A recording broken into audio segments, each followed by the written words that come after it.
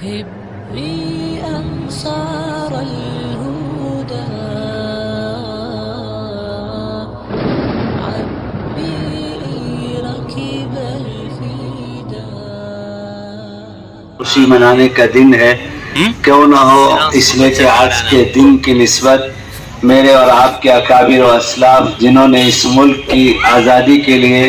انگریز کے ناجائز تسلط سے چھٹکارا دلانے کے لیے جو قربانیاں دی تھی اس کو یاد کرنے کا آج کا دن ہے۔ ہونا تو یہی چاہیے تھا کہ جتنا مجمع یہاں اپنوں کا ہے اتنا ہی ہمارے برادران وطن بھی ہوتے، اور گھر گھر ان کے گھروں میں نوٹس پہنچائی جاتی، اور شہر کے جو ہمارے ذمہ دار ہیں مختلف شعبہ جات کے ایس آئی ہیں، ڈی ایم ہیں، یا کسی طرح سے کسی ایک کو مہمان بنا کے بلایا جاتا اور ہم دونوں مل کر بیٹھتے اور اپنے بڑوں کی قربانیوں کو یاد کرتے۔ یہاں تو مجمع صرف اپنوں کا ہے، بہرحال میڈیا کا زمانہ ہے، ان تک بھی بات پہنچے گی، میں نے مخاطب ان کو بھی بنایا ہے۔ اور اس وقت کا جو جلسہ ہوتا ہے بہت مختصر ہونا چاہیے کہ گھنٹوں کا جلسہ اس وقت نہیں ہوا کرتا۔ ہمارے ہاں ظاہر بات ہے کہ میں اپنے صوبے کی جمعیت علماء کا صوبائی اسٹیٹ پریزیڈنٹ ہوں، تو مجھے اپنے ہاں 10 جگہوں پر جھنڈا لہرانے کے لیے اور اس یوم آزادی کے جشن کی تقریب میں شرکت کے لیے جانا پڑتا ہے، لیکن اللہ جزائے خیر دے مولانا محسن صاحب دامت برکاتہم کو کہ انہوں نے بہت پہلے مجھ سے رابطہ کیا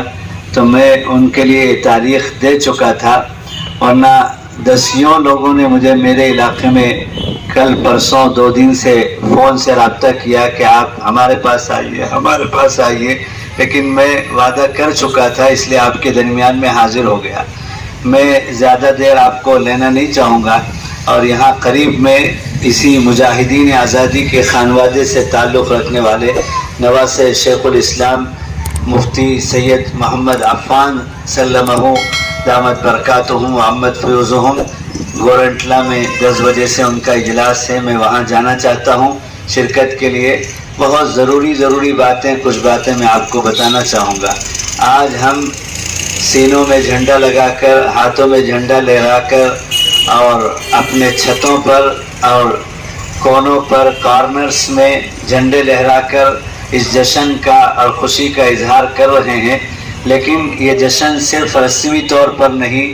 بلکہ جیسا کہ ابھی ہمارے مولانا حسامی صاحب نے خطبہ استقبالیہ میں بتایا، اشارہ کیا کہ ہماری نوجوان نسل کو خاص طور پر ہمارے اکابر و اسلاف کی قربانیوں کی معلومات کا ذخیرہ رکھنا چاہیے۔ اور حضرت مفکر اسلام مولانا سید ابوالحسن علیمی علیہ رحمہ جو ہمارے بزرگوں میں سے ہیں، حضرت فرماتے تھے کہ جس قوم کا تعلق ماضی سے اور اپنے اکابر و اسلاف سے ٹوٹ جائے وہ قوم بہت جلد ختم ہو جاتی ہے، صفحہ ہستی سے اس کا نام آسانی سے مٹ جاتا ہے۔ ہم کو آگے روشن مستقبل کے لیے اپنے شاندار ماضی سے تعلق ضرور چاہیے۔ میں جلدی کے ساتھ اس تحریک آزادی کے آغاز سے لے کر آج تک پہنچنا چاہوں گا، اور میں آپ کی پوری توجہ چاہوں گا کہ یہ جنگ آزادی، تحریک آزادی کو عام طور پر بہت زیادہ سے زیادہ جو دلچسپی رکھتے ہیں موضوع سے، وہ یہ جانتے ہیں کہ 1857 میں ہمارے اکابرین نے شاملی کے میدان میں جہاد کیا تھا، لیکن یہ اصل جنگ تو بہت پیچھے سے تقریباً 1605 سے شروع ہو چکی تھی، اور ہمارے ملک میں ہمارے مغل بادشاہوں نے 1000 سال تقریباً یہاں حکومت کی، جن کی یادگاریں لال قلعہ، دلی کی جامع مسجد، کراچی کی جامع مسجد اور قطب مینار، تاج محل، یہ سب مغل بادشاہوں کی یادگار ہے جس کو مٹایا ہی نہیں جا سکتا، چاہے وہ کتنی بھی کوشش کر کے کچھ لوگ تاریخ مسخ کرنا چاہیں، لیکن ان کا وجود ہی ان کی تاریخ بتانے کے لیے کافی ہے۔ تو آخری زمانے میں بہادر شاہ ظفر جو مغل بادشاہوں کے آخری بادشاہ تھے، اس زمانے میں انگریز نے یہاں گھسنا شروع کیا اور آہستہ آہستہ کر کے تجارت ایسٹ انڈیا کمپنی کے نام پر یہاں اپنی جڑیں مضبوط کرنا شروع کی، اور یہاں کے راجاؤں سے اور نوابوں سے انہوں نے تعلق شروع کیا۔ سب سے پہلے شہید وطن اول سلطان ٹیپو شہید رحمہ اللہ نے اس ناجائز نیت کو اور فساد نیت کو، انگریز کے اس سازش کو بھانپ لیا، اور انہوں نے سب سے پہلے جو ہے اپنے احباب کو بلا کر مشورہ کیا، اور انگریز کے اس ناپاک سازش کو کہ یہ شوگر کوٹڈ پوائزن کے درجے میں جو ہے تجارت کے نام پر ملک میں قبضہ جمانا چاہ رہے ہیں، اور اس کی دلائل فراہم کی اور اس کے ثبوت بتائے، اور پھر اس کے بعد باضابطہ مسلح طور پر آغاز جہاد کے لیے پلان بتایا۔ اللہ تعالیٰ نے غیر معمولی طور پر سلطان ٹیپو شہید علیہ الرحمہ کو بے پناہ ملک سے محبت عطا کی تھی اور بے پناہ صلاحیتوں سے نوازا تھا، اور اللہ کی عادت ہے کہ جس سے کام لینا چاہتے ہیں اللہ تعالیٰ ان کو اس طرح کی صلاحیتوں سے نواز دیتے ہیں، محبت آداب محبت سکھائے دیتی ہے۔ سلطان ٹیپو شہید علیہ الرحمہ کی جو پرورش ہوئی ان کے والد بزرگوار حیدر علی خان رحمہ اللہ کی جو ہے ان کی نگرانی میں، تو وہ اسی ترتیب سے پیدا ان کی تربیت ہوئی کہ آگے چل کر ان کو میدان میں مجاہد بن کر آنا ہے۔ گھوڑ سواری ان کے والد نے ان کو سکھایا، تیر چلانا ان کے والد نے ان کو سکھایا، تیراکی ان کے والد نے ان کو سکھایا، نشانہ بازی ان کے والد نے ان کو سکھایا، جرأت و ہمت اور استقلال ان کو سکھایا، اور تدبیریں اور حکمتیں ان کو سکھایا، بلکہ پورے طور پر بچپنے سے اسی جہادی ماحول میں ان کی پرورش ہوئی، اور وہ انگریز کے خلاف سب سے پہلے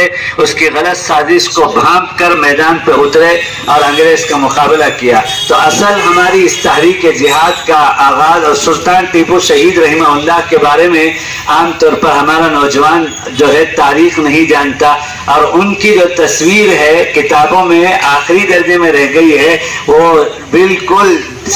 جو ہے ریش کے بغیر اور جو ہے کلین شیو کے ساتھ میں صاف داڑھی منڈی ہوئی تصویر ان کی دکھائی جاتی ہے، حالانکہ وہ شخص تھے کہ انہوں نے اپنے سری رنگا پٹن کے اندر مسجد اعلیٰ جو آج بھی گواہی ہے، آپ دیکھتے رہتے ہیں جاتے رہتے ہیں، جو ہے وہ سلطان ٹیپو کی بنائی ہوئی اپنی مسجد ہے، جہاں سے سلطان ٹیپو اپنے مشورہ گاہ میں اندر سے جاتے تھے، اور صف اولیٰ میں آ کر کے نماز میں امام صاحب کی تکبیر تحریمہ کے ساتھ سلطان ٹیپو کی تاریخ میں لکھا ہے کہ وہ صاحب ترتیب تھے، یعنی بلوغ کے بعد سے وفات تک، شہادت تک ان کی کوئی نماز قضا نہیں ہوئی۔ سلطان ٹیپو وہ شخصیت تھے، صاحب نسبت بزرگ تھے، جن کی کبھی تہجد کا ناغہ نہیں ہوا، اور جن کے اثر سے پہلے کی سنت غیر معقدہ کا کبھی ناغہ نہیں ہوا۔ سلطان ٹیپو وہ اللہ کے ولی تھے جن کی کبھی بلوغ کے بعد زندگی بھر میں کسی نامحرم عورت پر کبھی کوئی غلط نگاہ نہیں پڑی۔ وہ اس دن ان کا راز فاش ہو گیا جب مسجد اعلیٰ کے افتتاح کا دن تھا، انہوں نے یہ شرطیں لگائی کہ وہ شخص جس کی اثر سے پہلے کی سنت نہ چھوٹی ہو، وہ شخص جس کے بلوغ کے بعد سے کسی نامحرم عورت پر غلط نگاہ نہ پڑی ہو، وہ شخص جس کے بلوغ سے بعد سے کسی کے نماز کا ناغہ نہ ہوا ہو، وہ اس کی امامت کرے۔ سارا مجمع کھڑا ہوا تھا، ایک لخت اور خاموشی تھی، دیر گزر رہی ہے تو سلطان ٹیپو آگے بڑھ کے نماز کی امامت کر کے مسجد کا افتتاح کرتے ہیں۔ یعنی وہ یہ ساری شرطیں جو انہوں نے اپنی مسجد کے افتتاح کے لیے لگائی تھی، جو لاکھوں میں ایک شخص کے اندر، کروڑوں میں ایک شخص کے اندر پائی جا سکتی ہے، وہ سلطان ٹیپو جو وقت کے بادشاہ تھے، مجاہد تھے، ان کے اندر یہ ساری شرطیں پائی جا رہی تھی۔ میرے شیخ فقیہ الامت مفتی محمود حسن صاحب گنگوئی رحمۃ اللہ علیہ کے ساتھ ہم سری رنگا پٹن ان کے مزار پر حاضر ہوئے تھے، تو میرے شیخ نے بہت دیر تک مراقبہ فرمایا، اور پھر مراقبے میں اللہ والوں کی ارواح سے تکلم ہوتی ہے اور بات چیت ہوتی ہے، تو باہر آ کر میرے شیخ نے فرمایا کہ بھائی سلطان ٹیپو تو بہت قوی نسبت بزرگ ہے، اور فرمایا سینکڑوں سال کے باوجود بھی آج بھی ان کی نسبت کا اثر دور کئی کلومیٹر تک جا رہی ہے۔ تو میرے دوستو، سلطان ٹیپو بارش بزرگ تھے، ان کے چہرے کو مس کر کے پیش کیا جا رہا ہے۔ ہمارے نوجوان کو اپنا آئیڈیل اور فین سلطان ٹیپو کو بنانا چاہیے آج کے حالات کے اندر، کہ میں بھی مستقبل کا سلطان ٹیپو بنوں گا۔ تو سلطان ٹیپو نے مقابلہ کیا مسلح طور پر، اور جگہ جگہ پر مورچے قائم کیے۔ ان کا قلعہ گتی شہر کے اندر موجود ہے، ان کا قلعہ تمل ناڈو میں ڈنڈیگل کے اندر موجود ہے، ان کا قلعہ ویلور کے اندر موجود ہے، ان کا قلعہ کہاں کہاں ملک کے کونے کونے میں انہوں نے جو ہے مجاہدین کا جال پھیلایا اور اپنے نیٹ ورک کو مضبوط کر کے چاروں طرف سے شمال میں، جنوب میں، مشرق میں، مغرب میں اپنا مورچہ منظم کر کے انگریز کے ساتھ تو بتو میدانی جنگ لڑ کے وہ شہید ہو گئے. اور انہی کے کچھ خاص جو ہے منافقین مخبرین کی خبر کے راز کے فاش کرنے کی وجہ سے انگریز ان کے اوپر حملہ کر کے ان کو ختم کرنے میں اور ان کو شہادت کی دولت ملنے میں وہ کامیاب ہو گیا. لکھا ہے کتابوں میں سلطان ٹیپو کی سیرت میں، ہمارا ہر نوجوان سلطان ٹیپو کی سیرت کو پڑھے اور سیرت بیان کرنی شروع کی، یہاں تک کہ ہم وانمباڑی سے چلے اور میسور پہنچنے تک ان کی پوری سیرت انہوں نے زبان سے بیان کر دی. تو میں نے خواہش ظاہر کی کہ حضرت مفتی صاحب آپ اس کو قلم بند کر دیجئے تاکہ نئی نسل کے کام آ سکے. تو مفتی صاحب نے یہاں سے واپس لوٹنے کے بعد اسے قلم بند کر دیا. سیرت سلطان ٹیپو شہید علیہ رحمہ کے نام سے وہ کتاب 180 صفحات کی چھپی ہوئی ہے. میں نے اس کا انگریزی ترجمہ کروایا اور اس کو بھی شائع کروایا اور ہزاروں کی تعداد میں عام کیا. ہمارے ہر نوجوان کو اس کتاب کو پڑھنا چاہیے. اسی طرح ہمارے نوجوان عالم دین بھٹکل کے مولانا الیاس بھٹکلی نے سلطان ٹیپو شہید علیہ رحمہ کی سیرت لکھی ہے، وہ بھی معتبر ترین کتاب ہے، اس کو بھی ہر نوجوان کو پڑھنا چاہیے. اور آج سوشل میڈیا کا زمانہ ہے تو پی ڈی ایف میں نیٹ میں آ چکا ہے، کتاب جا کر کہیں سے خریدنے تک کی دیری کی بھی ضرورت نہیں. آج ہی یہاں سے عزم مصمم کے ساتھ اٹھو کہ ہم آج کے اس یوم آزادی کے جشن کا یہ سبق لے کر جائیں گے کہ ہم اپنے آپ کو اپنے اکابر مجاہدین کی سیرت سے جوڑیں گے اور اس کو پڑھ کر کے وہ ولولہ، وہ جذبہ اور وہ جوش اور وہ تدبیریں، وہ حکمتیں اور وہ اجتماعیت، وہ اتحاد اور وہ قوم کے لیے قربانی دینے کا جذبہ اپنے اندر پیدا کریں گے انشاءاللہ تعالیٰ. تو سلطان ٹیپو شہید کے بارے میں سیرت کی کتابوں میں لکھا ہے کہ ان کی شہادت کا مقام ابھی بھی گواہ ہے. سری رنگا پٹن کے اندر ستون لگا ہوا ہے کہ the place of Sultan Tipu death لکھا ہوا ہے. تو وہ شہادت کے جائے مقام پر لکھا ہے کہ انگریز کو 1 گھنٹے تک ہمت نہیں ہوئی کہ وہ سلطان ٹیپو کے ناش کے قریب میں جائیں، کہ ڈر تھا کہ کہیں دوبارہ اٹھ کر یہ کھڑا نہ ہو جائے. تو میرے دوستو، سلطان ٹیپو کی شہادت کے بعد یہ پہلا دور تھا تحریک آزادی کا. اور یہ تحریک آزادی ہو یا مدارس دینیہ کا جال ہو یا جو ہے دعوت و تبلیغ کا کام ہو یا جمعیت علماء کا پلیٹ فارم ہو یا اسی طرح سے خانقاہوں کا سلسلہ ہو، میرے پاس وقت نہیں ہے ورنہ میں آپ کو تفصیل سے بتاتا کہ تمام دین کی اشاعت اور جو ہے حفاظت اور مسلمانوں کی اور اس ملک کی اور ملک کے بقا کی اور شہریوں کے اور جو ہے آرام و چین کی زندگی کے لیے آقا صلی اللہ علیہ وسلم نے ہر موقع پر مدینہ منورہ سے سرپرستی کی. چنانکہ تحریک آزادی کے آغاز میں بھی سلطان ٹیپو کو آقا صلی اللہ علیہ وسلم نے بروقت رہبری فرمائی. اور سلطان ٹیپو شہادت دے کر اس جو ملک سے جاتے ہیں تو پہلا مرحلہ تحریک آزادی کا 1606 میں 1605 میں سلطان ٹیپو سے آغاز ہوتا ہے. اور پھر اس کے بعد دوسرا مرحلہ آتا ہے سید احمد شہید بریلوی اور سید اسماعیل شہید بریلوی کا، جن دونوں بزرگوں نے پورے ملک کا دورہ کیا اور اس تحریک میں جان ڈالنے کے لیے، دوبارہ اس کے اندر تحریک پیدا کرنے کے لیے. حتیٰ کہ ہمارے علاقوں کی تاریخ میں لکھا ہے کہ آمور وانمباڑی سے یہ قافلہ چلا تھا اور آمور وانمباڑی کے کچھ احباب نے حضرت کے ہاتھ پر بیعت جہاد کیا تھا سید احمد شہید بریلوی علیہ رحمہ کا. کہاں بریلی اور جو ہے رائے بریلی تکیہ کلام مولانا علیمیہ کی جو بستی ہے وہاں کے رہنے والے تھے اور مولانا علیمیہ کے آبا و اجداد میں تھے. جنوب تشریف لائے آمور وانمباڑی تک اور وہاں بیعت جہاد لیا. اور پھر یہ قافلہ جب گزر رہا تھا تو دارالعلوم دیوبند کے قائم ہونے سے 100 سال پہلے دیوبند کے کنارے سے بائی پاس سے گزر رہا تھا تو وہاں پڑاؤ ڈالا تھا. تو تالاب کا پانی جہاں نودرہ کے حصے میں دارالعلوم دیوبند جہاں آج قائم ہے کبھی کھڑا رہتا تھا تو حضرت سید احمد شہید رحمت اللہ علیہ نے 100 سال پہلے پیشین گوئی کی تھی کہ مجھے یہاں سے علوم نبوت کی خوشبو آ رہی ہے. تو یہ قافلہ پہنچتا ہے بیعت کے بعد سارے ملک سے گزرتا ہوا مجاہدین کا اور بالاکوٹ کے میدان میں انگریز سے تو بتو جہاد لڑ کر اور جو ہے اس تحریک آزادی کے قافلے کے دوسرے مرحلے کو پورا کر کے شہید ہوتے ہیں. ان دونوں کے نام کے ساتھ شہید جزء لازم بن گیا ہے. سید احمد بریلوی کا نام جب لیا جاتا ہے تو شہید کہا جاتا ہے. سید اسماعیل شہید کا نام شہید کے ساتھ لیا جاتا ہے. یعنی انہوں نے ملک کے لیے شہادت پیش کر دی اور انہوں نے ان کے ساتھ جو ہے سینکڑوں عوام نے، علماء نے، خواص نے قربانی دی. اور دوسرا مرحلہ پورا ہوتا ہے اور انگریز کی نیند کو حرام کر دیا اور چین نہیں لینے دیا. ایک کے بعد دوسرا، دوسرے کے بعد تیسرا، پھر تیسرا مرحلہ آگے بڑھتا ہے. محدث دہلوی حضرت شاہ ولی اللہ محدث دہلوی علیہ الرحمہ اور ان کے ابناء حضرت شاہ عبدالعزیز صاحب، شاہ رفیع الدین صاحب، شاہ عبدالغنی صاحب اور شاہ عبدالقادر صاحب، شاہ اسحاق صاحب، یہ اکابرین ہمارے میدان پہ اترتے ہیں. اور شاہ عبدالعزیز صاحب کا وہ تاریخی فتویٰ ہے جو آج تک مسلمانوں کے اندر ولولہ اور جوش اور جو ہے استاجید ملک کے لیے قربانی دینے کا جذبہ پیدا کرتا ہے. اس فتوے کو ہمارا نوجوان نہیں جانتا. وہ فتویٰ اٹھا کر دیکھیں کہ اسی فتوے نے تیسری مرحلے کے اندر ہندوستان میں انگریزوں کے خلاف آگ لگا دیا تھا. فتویٰ شاہ عبدالعزیز صاحب علیہ الرحمہ ماشاءاللہ تیسرے مرحلے پر یہ حضرت شاہ ولی اللہ علیہ الرحمہ کا خاندان اترتا ہے اور انگریز کی مخالفت حضرت شاہ ولی اللہ محدث دہلوی علیہ الرحمہ دلی کی جامع مسجد کے ممبر و محراب سے خطاب کر رہے ہیں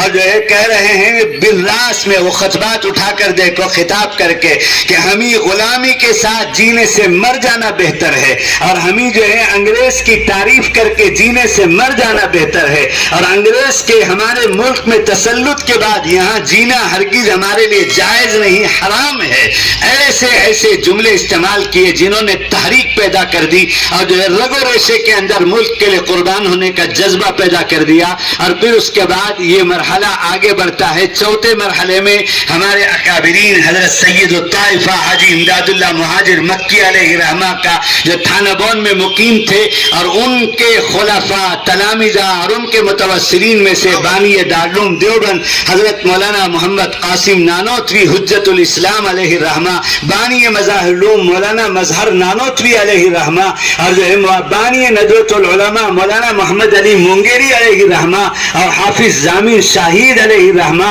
اور یہ حضرت قطب الارشاد مولانا رشید احمد گنگوئی علیہ الرحمہ کا یہ قافلہ حضرت حاجی صاحب کے زیر سایہ متحد ہوتا ہے اور مجتمع ہوتا ہے اور چوتھے مرحلے کو تاریخ آزادی کا آگے بڑھاتا ہے. اور یہاں تک کہ یہ سب انگریز کے خلاف میں کاندلا اور سہارنپور کے درمیان میں ضلع مظفر نگر میں آج بھی وہ میدان گواہ ہے، شاملی کا میدان جہاں تو ہمارے اکابر نے انگریز سے مقابلہ کیا تھا. آج تو میڈیا کی جنگ ہے، سوشل میڈیا میں جنگ لڑنا بہت آسان ہے، لیکن ہمارے اکابر نے میدانی طور پر اپنے ہاتھوں میں ہتھیار لے کر کے انگریز کا مقابلہ کیا تھا. اور ہمارے اکابر کو انگریز سے اس درجہ نفرت تھی کہ اس کا نام لینا تک گوارا نہیں تھا اور وہ قربانیاں پیش کی رہتی دنیا تک شاید قربانی پیش کر سکے کوئی اس ملک کے لیے کہ حضرت گنگوئی علیہ الرحمہ نے بالراس زمینی جہاد کیا، حضرت نانوتوی بانی دارالعلوم دیوبند نے بالراس زمینی جہاد کیا. اور وہی جہاد شاملی کا واقعہ ہے کہ میں آپ کو بتانا چاہوں کہ یہ تحریک آزادی اور وطن کے لیے شہادتوں کا پیش کرنا عند اللہ مقبولیت اور دربار رسالت سے آقا صلی اللہ علیہ وسلم کی سرپرستی ہی کا نتیجہ تھا کہ تاریخی واقعہ ہے کہ بانی مظاہر العلوم سہارنپور جن کے نام پر مظاہر العلوم کا نام ہے مولانا مظہر نانوتوی جو نانوتا قریے کے رہنے والے تھے،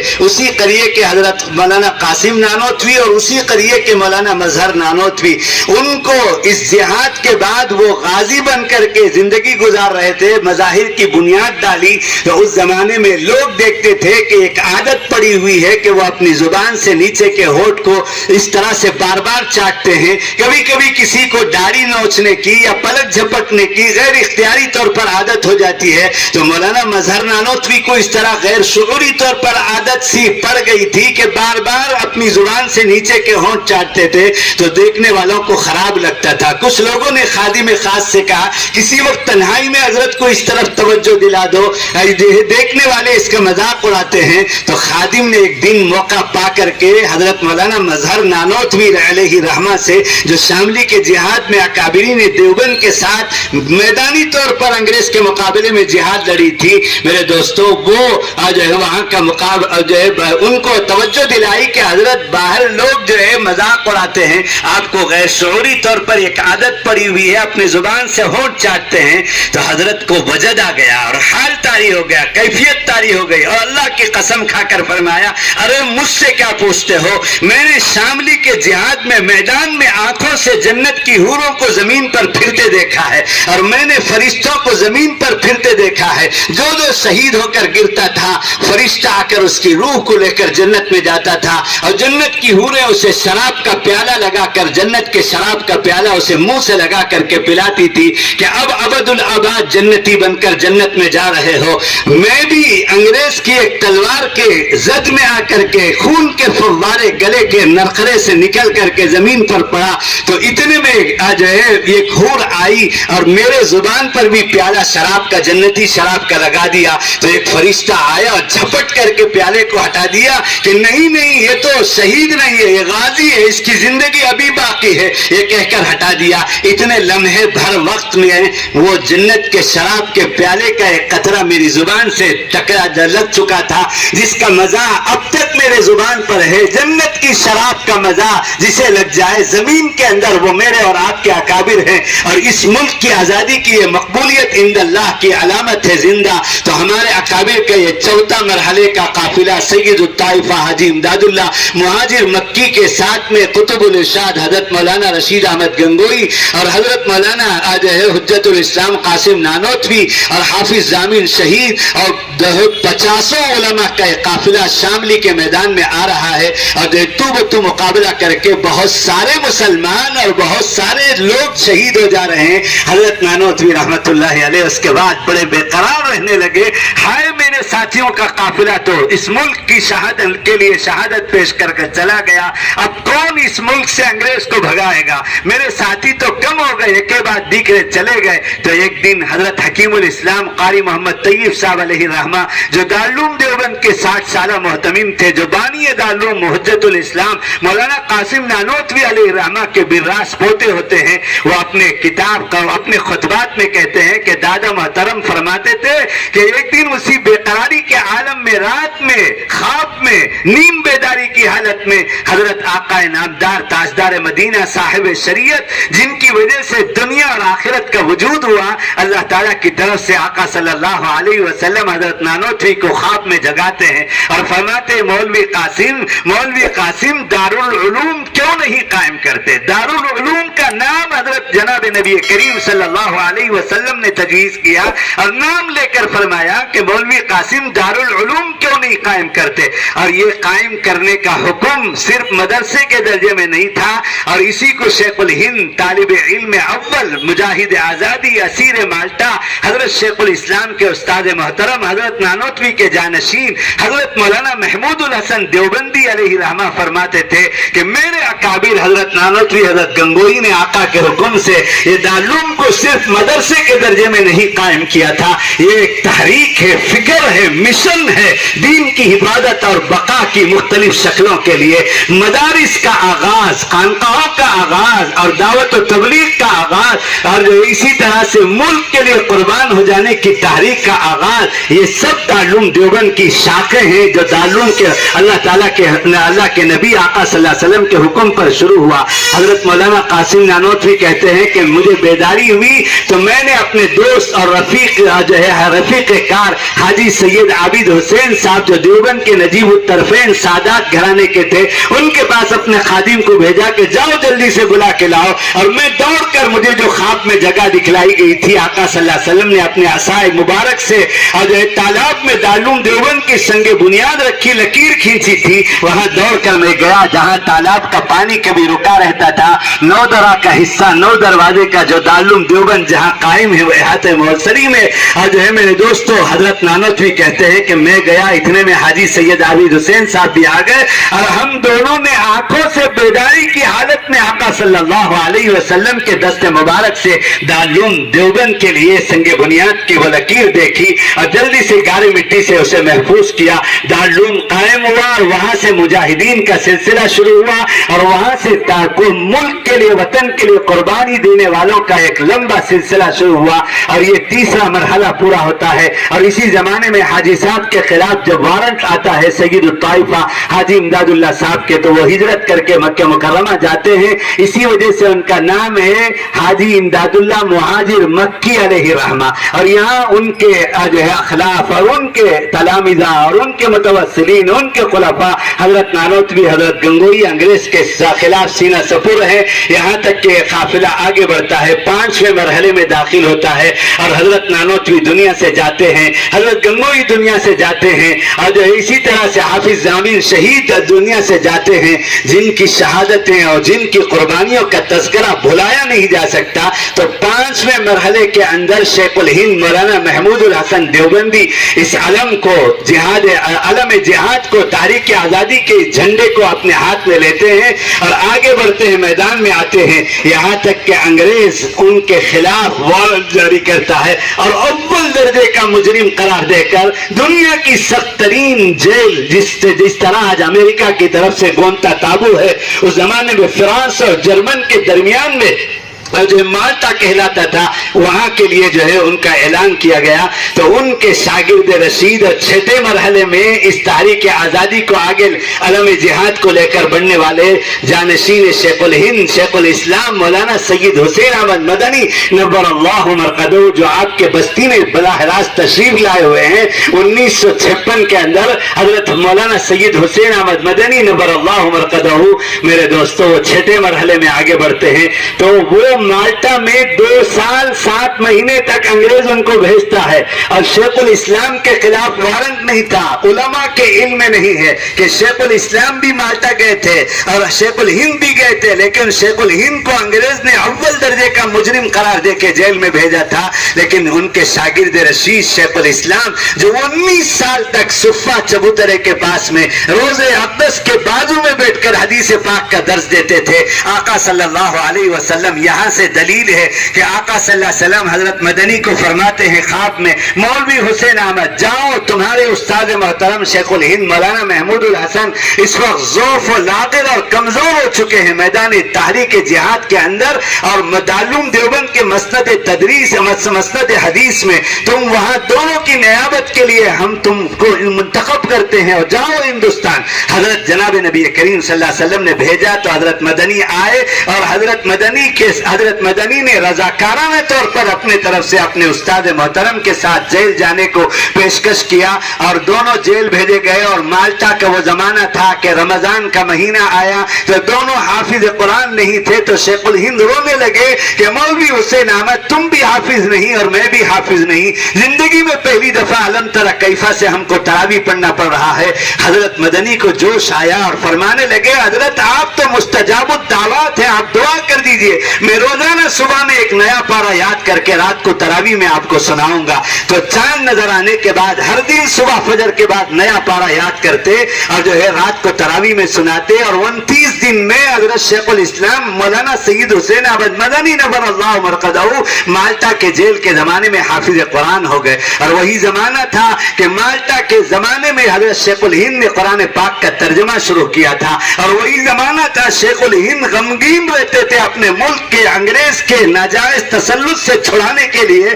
تو ایک عالم مصری قیدی بھی وہاں قید تھے, انہوں نے ایک دن پوچھا, مولانا محمود الحسن دیوبندی آپ اتنا کیوں غمگین رہتے ہیں اور راتوں میں اتنا ہانڈی میں پکنے کی طرح سے دھاڑے مار کر روتے ہیں, کچھ حال تو سنائیے. اس طرح کے موقع پر حال سنانے سے بکھیرا اور جو ہے سنانے سے غم ہلکا ہوتا ہے. تو شیخ الہند نے ساری باتیں سنائی کہ انگریز ہمارے ملک میں جو ہے ناجائز قبضہ ایسٹ انڈیا کمپنی کے نام سے تجارت کے نام پر آ کر اب ملک پر قبضہ ہو گیا ہے اور مسلمانوں کو اور ملک کے شہریوں کو غلام بنانا چاہتا ہے. تو اس مصری قیدی عالم نے مشورہ دیا تھا کہ آپ نے جو صورتحال ملک ہندوستان بھارت کی جو آپ نے بتایا ہے, وہاں ہمہ مذہبی لوگ رہتے ہیں, صرف مسلمان نہیں رہتے. تو اب تک کی جو آپ نے کارگزاری سنائی ہے کہ شاہ ولی اللہ محدث دہلوی, ان کے ابنا اور سید الطائفہ حاجی صاحب, اور 1857 اور سلطان ٹیپو سے لے کر صرف مسلمان میدان جہاد میں ملک کو بچانے کے لیے نظر آتے ہیں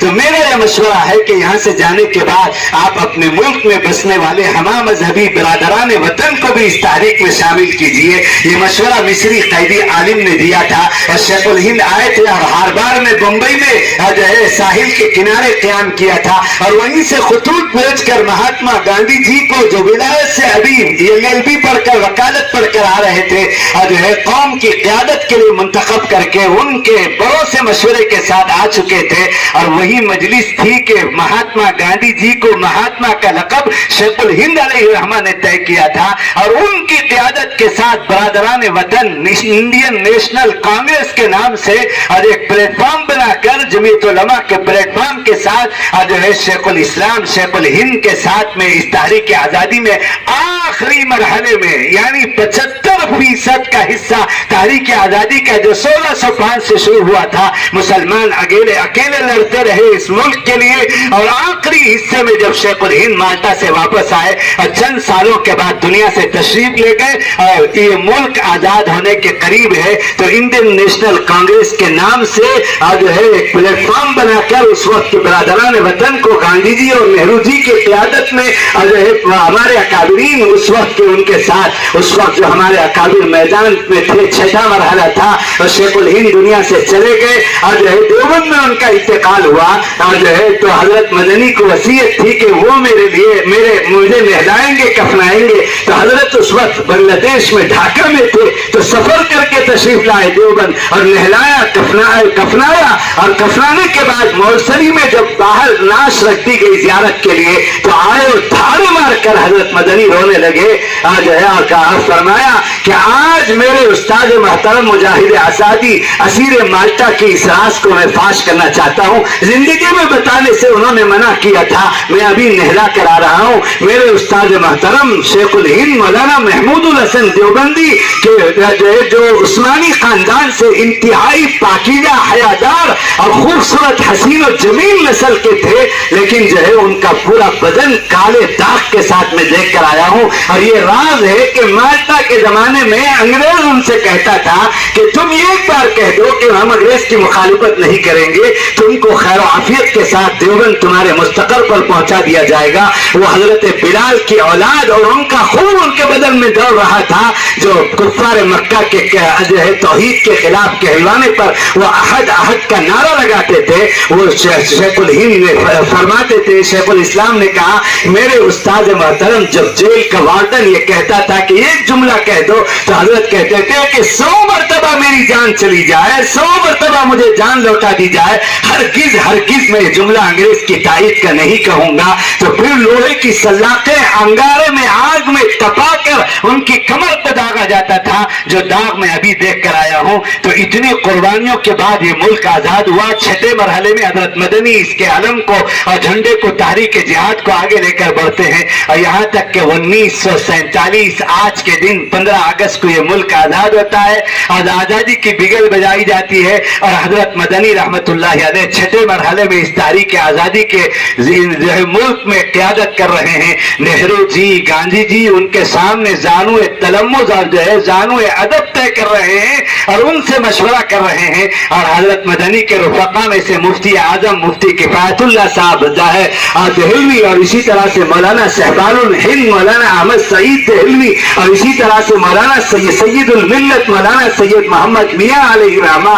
اور اسی طرح سے امام الہند مولانا ابو الکلام آزاد علیہ الرحمہ اسی طرح سے مجاہد آزادی مولانا حفظ الرحمان سواری علیہ الرحمہ یہ اکابرین اور علماء کا قافلہ میرے دوستوں اس وقت میں موجود ہے اور یہ ملک آزاد ہوتا ہے. جمعیت علماء کا قیام اس تاریخ آزادی کے لیے بہت سینکڑوں سال پہلے ہو چکا تھا. باضابطہ طور پر شیخ الہند نے اس کی بنیاد ڈالی اور 1919 میں جو اس وقت میں جمعیت علماء کا جو ہے 150 سالہ جو ہے اجلاس منایا جا رہا ہے اور وہی وقت تھا کہ شیخ الہند علیہ الرحمہ نے اور ان کے ساتھی مولانا خلیل احمد صاحب سہارنپوری جو حاشیہ بخاری لکھتے ہیں محدث سہارنپوری کہلاتے ہیں یہ دونوں نے میں بیٹھ کر کبھی دیوبند میں نشست ہوتی دارالعلوم کے تہخانے میں اور کبھی مظاہر کے تہخانے میں حضرت شیخ کے مکان کے نیچے یہ دونوں بزرگ بیٹھ کر ایک ریشمی رومال کے اندر پوری دنیا میں ان اکابر کے عزائم تھے پہاڑ جیسے سمندر جیسے کہ صرف ملک میں نہیں بلکہ پوری دنیا میں اسلام کا پرچم لہرانے کا ایک نقشہ بنایا تھا کہ ہم ادھر سے گزر کر ادھر سے جا کر ادھر سے جا کر ادھر سے جا کر واپس لوٹیں گے. لیکن وہی ہوا جو سلطان ٹیپو کے ساتھ ہوا. کچھ اپنے ہی مخبرین جعفر صادق کی وجہ سے اور اسی طرح سے ایسے منافقین جو ہر زمانے میں رہتے ہیں ان کی مخبری کی وجہ سے وہ راز ریشمی رومال کا فاش ہو گیا اور شیخ الہند گرفتار ہوئے تھے. شریف مکہ کو انگریز نے خرید لیا تھا اور جو ہے پھر اس کے بعد جو ہے وہابی تاریخ کے نام پر اکابر دیوبند کی مخالفت شروع کی گئی اور پھر اس کے بعد محاذ بہت سخت ٹائپ حضرت نانوتوی علیہ رحمہ کو بھی وارنٹ آیا, حضرت گنگوئی کو بھی وارنٹ آیا اور جو تمام اکابر ان قربانی کے جو ہے اعلیٰ ترین درجوں سے گزر کر کے یہ ملک آزاد ہوا. شیخ الاسلام حضرت مدنی نے ملک کی آزادی کے بعد ان کو ملک کی سب سے بڑا منصب صدارت عظمیٰ پیش کی گئی تو شیخ الاسلام حضرت مدنی رونے لگے کہ ہم نے منصب کے لیے جاہ کے لیے یہ قربانی نہیں پیش کی تھی, اس کا بدلہ تو ہم اللہ کے پاس لیں گے. اور پھر فرمایا کہ جمعیت علماء کا تعلق آج تک ملک کی تاریخ آزادی کے ساتھ تھا اور جو ہے اب جمعیت علماء عمومی اعتبار سے ملک کے تمام برادران وطن کے حقوق کی حفاظت کے لیے اور خصوصی طور پر مسلمانان ہند کے حقوق کی حفاظت کے لیے جمعیت علماء کام کرے گی. اور خدمت خلق جمعیت علماء کا دوسرا نام حضرت نے اس دن تجویز کیا اور جمعیت علماء کو لے کر آگے بڑھے. اور جو ہے جمعیت علماء کا میں صوبائی صدر ہوں اور جمعیت علماء ہی اکیلے 75 سال تک اس ملک کی آزادی کے لیے لڑتی رہی. جمعیت علماء اللہ کی قسم کھا کر کہنے کے لیے تیار ہوں جمعیت علماء کے علاوہ کوئی تحریک اور جو ہے اس ملک کی آزادی کے لیے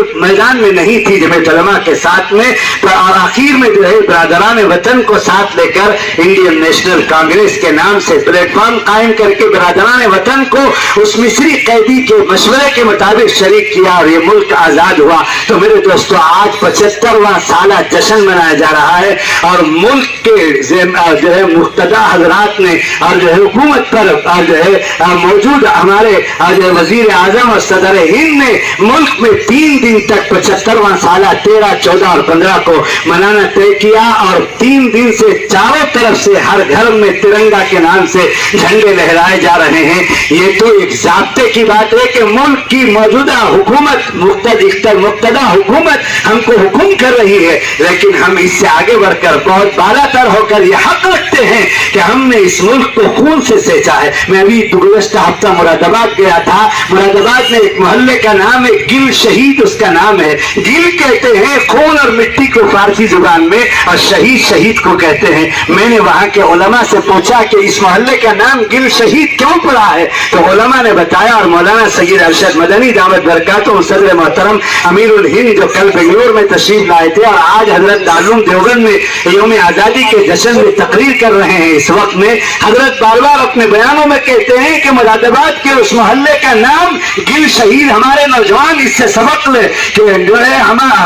مراد آباد میں اس محلے کا نام گل شہید اس لیے پڑا. کوئی رسمی طور پر ہم نے رحمت آباد یا رحمت پور نام رکھ دیا ایسا نہیں ہے بلکہ گل شہید نام رکھنے کی ایک تاریخی واقعہ ہے کہ یہاں تحریک آزادی کے درمیان میں اس محلے میں مسلمانان ہند اور علماء ہند کا خون شہادت کا اتنا بہ کر کے رکا ہوا تھا کہ زمین جذب کر کے ایک ہفتے تک ایک ہاتھ کے برابر خون رکا ہوا تھا اس محلے کے اندر. تب چل کر کے اس محلے کا نام گل شہید پڑا ہوا ہے. بڑی داستان ہے میرے دوستو تحریک آزادی کی. نوجوانوں کو میں آج کے اس اہم جلسے میں بس کچھ پیغامات کے ساتھ اپنی بات کو پوری کر رہا ہوں. ایک زوردار تقریر کرنے کے لیے میں نہیں آیا جیسا کہ ہمارے نانون صاحب مولانا نے بتایا کہ میں تو بہت زیادہ آگے پیچھے کے سفر میں بنا ہوا ہوں لیکن میں بھاگتا بھاگتا آپ کے پاس ولی محسن کی دعوت پر آیا ہوں اور جو اللہ ان کو جزائے خیر دے یہ بتانے کے لیے کہ ہمارا نوجوان خاص طور پر اپنے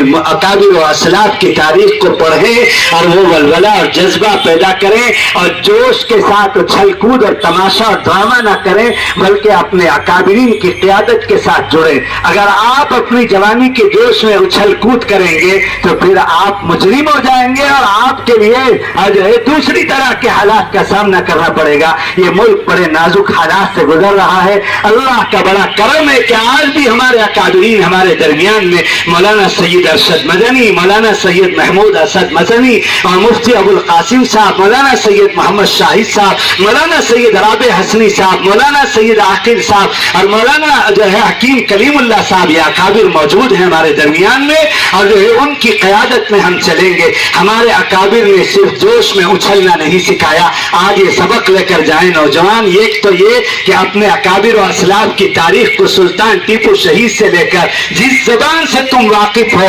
بہت ساری کتابیں ہر زبان میں تحریک آزادی کی داستان پر نیٹ کے اندر اپلوڈ کر دی گئی ہیں, ان کو پڑھو. اور جو ہے ماں باپ ان کو پڑھوائیں نوجوانوں کو. اگر تم اپنے اکابر و اسلاف کی داستان تحریک آزادی کو نہیں پڑھو گے تو بک جاؤ گے, لوگ تم کو خرید لیں گے اور تم بھی انہی منافقین کی فہرست میں اپنا نام شمار کرواؤ گے. اس لیے جو ہے ایمان پر ثبات قدمی کے ساتھ, ایمان سے دنیا میں جانے کے لیے, نفاق کے جرم سے اپنے آپ کو بچانے کے لیے اور اس ملک میں سر اٹھا کر جینے کے لیے, اس ملک میں قوت و ہمت کے ساتھ جینے کے لیے, اس ملک میں جو ہے آج کیا کہتے ہیں پلاننگ کے ساتھ جینے کے لیے اپنے اکابر و اسلاف کی تاریخ کو پڑھو. اور دوسری بات یہ ہے کہ اپنے بڑوں کی قیادت کے ساتھ جڑو. آپ اکیلے میدان میں کسی بھی ٹاپک کو لے کر اچھل کود کریں گے تو پھر جو ہے آپ کا نقصان ہوگا. اور ہمارے اکابر کا کوئی جرم نہیں ہے کہ اگر آپ اپنے طور پر آزاد ہو کر چلنا چاہتے ہو, لہذا آپ اپنی قیادت سے جڑیے, ان اکابر سے جڑیے جن کا نام میں نے لیا ہے.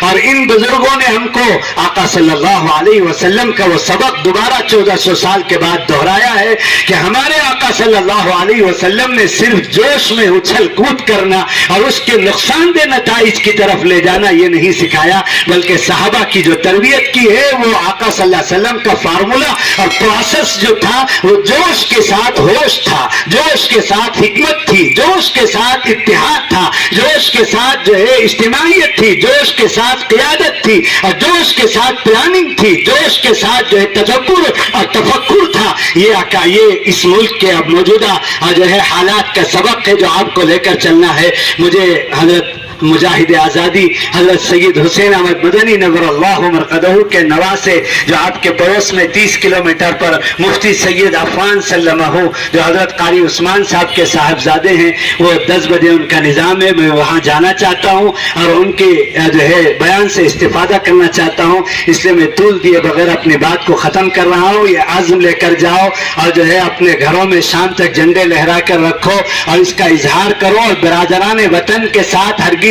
کسی طرح کا کوئی جملہ تحقیر آمیز یا جو ہے تقابلی جملہ کہ ہم نے خون بہایا تھا تو انہوں نے پسینہ بہایا, اس طرح کے جملے مت کہو. میرے دوستو, برادران وطن کے ساتھ ہم کو چلنا ہے. اللہ کے نبی کے سینکڑوں حدیثیں اس طرح موجود ہیں جس میں اللہ کے نبی نے مطلق طور پر انسانیت کی بنیاد پر خدمت خلق کو بتایا ہے. یہ نہیں فرمایا کہ مسلمان ہو تو پڑوسی کا حق ادا کرو, مسلمان ہو تو اس پر رحم کرو, یہ نہیں فرمایا. فرمایا کہ پڑوسی چاہے کسی بھی مذہب سے تعلق رکھتا ہو اس کا حق انسانیت ادا کرو. حضرت مولانا سید ارشد مدنی صاحب اس وقت ملک کے موجودہ تعصب اور نفرت کی فضا کو ختم کرنے کے لیے, پیار و محبت میں بدلنے کے لیے قومی یکجہتی نیشنل انٹیگریشن کانفرنس تقریباً شمال سے جنوب تک ہمارے مدراس میں بھی ہم نے کیا تھا, نور کالج میں بڑے پیمانے پر تمام آدھا مجمع برادران وطن کا تھا, خواص بھی تھے اسٹیج میں, ہر مذہب کے لوگ خواص موجود تھے. نیشنل انٹیگریشن قومی یکجہتی کانفرنس منایا تھا. اس ملک میں کفر کے علاوہ, شرک کے علاوہ ہمارا ان کے ساتھ کوئی جو ہے دوری نہیں ہے, دشمنی نہیں ہے. اور کفر میں اور توحید میں ہمارا کسی بھی درجے میں, جبر کے درجے میں بھی ہمارا ہم جان دے دیں گے, لیکن کفر اور جو ہے شرک میں ہم ان کے ساتھ ادنا درجے کا سمجھوتا نہیں کریں گے. لیکن اس کے علاوہ ہمارے آقا صلی اللہ علیہ وسلم محسن انسانیت بن کر آئے تھے, لہذا انسانیت کے درجے میں ہم کمبائن فیملی کی طرح سے ان کے ساتھ رہتے ہیں. تجارت میں, بازار میں, محلوں میں ہمارا ان کا رات دن اٹھنا بیٹھنا ہوتا ہے. اس لیے حضرت مولانا ارشد صاحب فرماتے ہیں کوئی ان کا مر جائے تو جا کر پرسا تسلی دو, کوئی ان کا بیمار ہو جائے تو جا کر عیادت کرو, اور اگر وہ تنگدست ہے تو اس کی مالی مدد کرو, اور اگر کوئی ان کے گھر میں خوشی کا موقع ہے, عید برات اور شادی کا, تو مٹھائی پیش کر کے خوشیوں کا تحفہ پیش کرو. یہ آپس میں روابط کے ساتھ, محبتوں کے ساتھ حضرت فرماتے ہیں تعصب اور نفرت نوعیت یہ آگ ہے اور پیار و محبت کے پانی سے اس کو بجھایا جانا چاہیے. لہذا یہ ملک کی نوعیت اور ہے دیگر ممالک کے مقابلے میں. یہ گنگا جمنی تہذیب کا گہوارہ ہے. یہاں ہما مذہبی ملک رہتے ہیں, مذہب کے لوگ رہتے ہیں. لہذا مذہب کے علاوہ انسانیت کے درجے میں ہر طرح سے ہمارا ان کے اوپر حق ہے اور ان پر ہمارا حق ہے. ہم کو ایک اہل خاندان کی طرح سے جینا ہے. حضرت فرماتے ہیں کہ ہم کوئی باہر سے نہیں آئے ہوئے ہیں, ہم کرایہ دار نہیں ہیں. یہاں ملک میں صحابہ کیرل اور گجرات کے راستے سے آئے تھے اور حضور کے حیات میں وفات سے 6 سال پہلے اسلام کا جھنڈا گاڑ دیا تھا. ہندوستان کی پہلی مسجد, اول مسجد فی الہند, جو APJ عبد الکلام کے گاؤں کے بازو میں کاسرگوڈ میں خود نلور میں موجود ہے, جہاں لوگ جاتے رہتے ہیں. وہ صحابہ کی بنائی ہوئی مسجد آج بھی انوارات سے پر ہے. صحابہ نے وہ مسجد بنا کر, اس زمانے میں آج کی طرح سے میڈیا کی وسعت نہیں تھی, آقا کو اطلاع دے دی تھی. تو حضرت فرماتے ہیں ایک باپ کے 4 بھائیوں میں سے ایک بھائی نے اسلام قبول کر لیا اور ایک بھائی نے نصرانیت قبول کر لی اور ایک بھائی اپنے باپ دادا کے مذہب پر ہندو رہا اور ایک بھائی نے کسی اور مذہب کو اختیار کر لیا. تو ہم تو ایک ہی باپ کے اولاد ہیں اور ہم تو بھائی بھائی ہیں, اس لیے برادران وطن کا لفظ کہا جاتا ہے. اس لیے میرے دوستو, ہم ملک کے لیے تیسری بات جو مجھے کہنا ہے, ایک تو اکابر اسلاف کی تاریخ کو پڑھو اور اپنے اندر وہ جذبہ اور ولولہ پیدا کرو, اور دوسرا جوش سے صرف اچھلنے کی بجائے بڑوں کے ساتھ جڑ کر جوش کے ساتھ ہوش. کوئی کام از خود مت کرو, کوئی جلوس جلسہ آپ اپنے طور پر نہیں لگائیں گے. اور اس طرح کی جو تحریکیں ملک کے اندر موجود ہے جو اکابر کے منشے سے ہٹ کر ہے, ان کا ساتھ کبھی نہیں دیں گے, بلکہ اکابر جو کہتے ہیں وہ کریں گے. اکابر جو کہیں گے تن من دھن کی بازی لگا دیں گے. اکابر کو اللہ نے منتخب کیا ہے, وہ آیت من آیات اللہ ہے, وہ نفوس قدسیہ ہے, وہ سلسلۃ الذہب ہے, وہ سونے کی لڑیاں ہیں. اس ملک کی حفاظت کی ضمانت ان کے مقدر میں اللہ نے رکھا ہے, اس لیے ان سے جڑو. اور تیسری بات یہ ہے کہ یہاں اس ملک میں ہم کو یہ خاندان کی طرح سے رہتے ہوئے پیار و محبت کے ساتھ جینے کی ضرورت ہے. کسی کے ساتھ ہم کوئی نفرت کا ہرگز معاملہ نہیں کریں گے. ہمارے اکابر کا یہی اس وقت پیغام ہے. اللہ تعالیٰ, اور جو چوتھی بات جو مجھے کہنا ہے وہ یہ ہے کہ آئندہ پچھلے ماضی کی طرح سے کوئی خارجی دشمن اگر ہمارے ملک میں, یہ داخلی دشمن ہمارے ملک میں ملک کی دھجیاں اڑانے کی پلاننگ کرتے ہیں, تو سب سے پہلے صف اولا میں انشاءاللہ اپنا ایمانی فریضہ انشاءاللہ کہو, اور ایمانی فریضہ جو ادا کرتے ہوئے ہم میدان میں آئیں گے. قربانی کا وہ جذبہ دوبارہ تازہ کرو کہ ملک کی حفاظت کے لیے انشاءاللہ تعالی ہم سب سے پہلے آئیں گے. یہی چند پیغامات کے ساتھ میں اپنی بات کو پوری کرتا ہوں. اور جو ہے ڈاکٹر اقبال کا ترانہ بچوں نے پڑھا تھا, اس کا ایک مصرع جو بچوں سے رہ گیا اس کو دہرا دینا چاہتا ہوں آخری وقت میں, کہ ڈاکٹر اقبال نے کتنے پیارے اشعار, یہ اشعار بھی جو ہے ڈاکٹر اقبال نے کہا تھا. اور یہ جو جھنڈا ترنگا 8 کروڑ کی تعداد میں ملک میں لہرایا جا رہا ہے, اس کی بنانے والی ایک مسلمان ہماری جو ہے مسلم امت کی بیٹی جو میرے علاقے میں آمبور وانمباڑی کے بازو گڑیاتن کی رہنے والی تھی,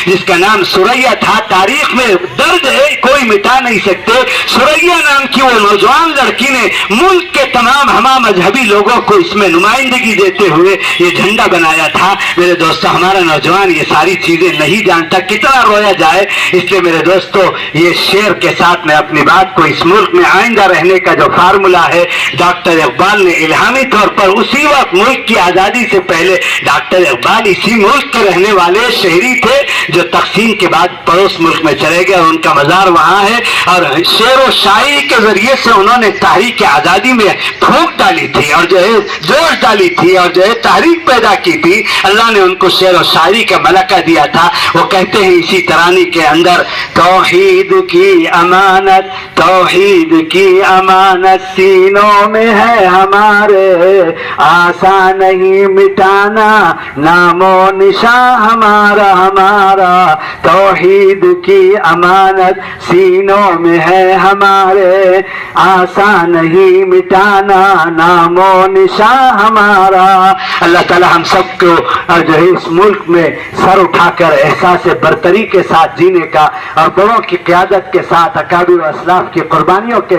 جو ہے یاد کے ساتھ جو ہے پورے ملک کے استحکام اور ترقیات میں حصہ لے کر جو ہے، اس لیے میں یہاں یہ بھی کہنا چاہوں گا کہ ملک کا روشن مستقبل تعلیم سے جڑا ہوا ہے، اس لیے دینی تعلیم سے بھی جڑیں اور دنیاوی تعلیم سے بھی جڑیں۔ ہمارا ہر بچہ IAS اور IPS بننے کا ٹارگٹ بنائے اور مسلم ڈاکٹر اور مسلم سائنٹسٹ اور مسلم اور جو ہے تمام کیا کہتے ہیں انجینئر بننے کے ٹارگٹ بنائے اور تمام ملک کے سرکاری شعبوں میں، ٹیچنگ میں، ریلوے میں، تمام شعبوں میں ہمارے بچوں کی نمائندگی کے لیے جن کو اللہ نے مال کی نعمت دی ہے اور علماء اکرام کو قیادت کی نعمت دی ہے اور اسی طرح صلاحیتوں والوں کو اللہ نے صلاحیت اور استعداد کی اور دماغ کی نعمت دی ہے، وہ اس کو استعمال کر کے ہمارا کوئی بچہ ڈسپوز نہ ہو۔ یہ ایک بچہ آپ کا پڑھ رہا ہے تو آپ پلس کے درجے میں buy one get one free کے درجے میں اپنے بچے کو ڈاکٹر بنانے کے ساتھ ایک غریب سلمس ایریا کے جھوپڑ بٹی کے ذہین بچہ جو خود بھی ڈاکٹر بننے کے لیے تڑپ رہا ہے اسے اپنے بچے کے ساتھ جوڑ کر کے دو بچہ مان کر اسے بھی ڈاکٹری پڑھا کر آگے بڑھائیے۔ تو میرے دوستوں میں اس طرح بہت کرتا رہتا ہوں، اسی لیے میں ذرا قوت کے ساتھ کہہ رہا ہوں۔ میں نے بتایا ہمارے میزبان سے کہ الحمدللہ 27 بچے اس وقت میڈیکل کالج میں بچے اور بچیاں میری تحریک پر سیکنڈ ایئر میں، تھرڈ ایئر میں، فورتھ ایئر میں پڑھ رہے ہیں۔ میں ایڑی چوٹی کا زور لگا کر کسی نہ کسی طرح ہائر ایجوکیشن میں بچوں کو بھیجنے کی کوشش کرتا ہوں اور ہمارے احباب اور تعلق والوں کو توجہ دلاتا رہتا ہوں۔ یہ پانچویں چیز ہے کہ ہمارے نوجوان تعلیمی اعتبار سے آگے بڑھیں، ہرگز 10th میں، +2 میں یا درمیان میں ڈسپوز اور ڈسکنٹینیو نہ کریں۔ تعلیم کے ساتھ اس ملک کا روشن مستقبل جڑا ہوا ہے۔ جہالت یہ گمراہی ہے اور جہالت سے کفر آتا ہے، اس لیے ہم کو علم دین اور علم دنیا سے جڑنے کی ضرورت ہے۔ اللہ تعالیٰ اس ملک کی حفاظت فرمائے، اللہ تعالیٰ اس ملک کے دستور کی حفاظت فرمائے۔ کل بھائی سید اسد محمود مدنی جو میرے ساتھی ہیں سبق کے پنجم ششم ہفتم دورہ ہم ساتھ پڑھے ہیں اور جمعیت علماء کے وہ بھی صدر ہیں اور حضرت کے ساتھ انشاءاللہ آپ کام کرنے والے ہیں قیادت میں اور جو ہے چچا جان کے ساتھ میں کل دونوں کا منظر وہاں فقہی اجتماع میں تھا۔ وہ فرما رہے تھے کہ ملک میں اس وقت 3 سنگین مسائل ہیں جو چیلنج کے درجے میں ہے،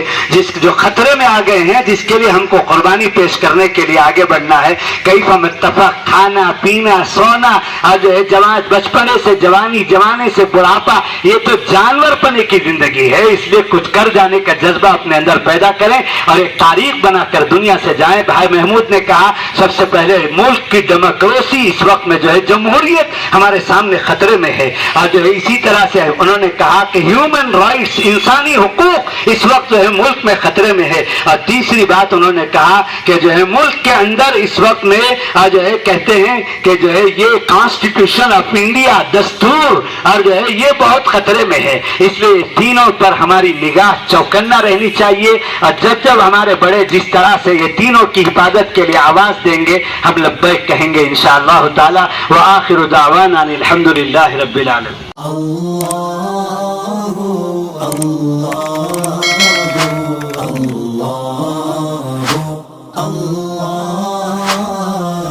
Allah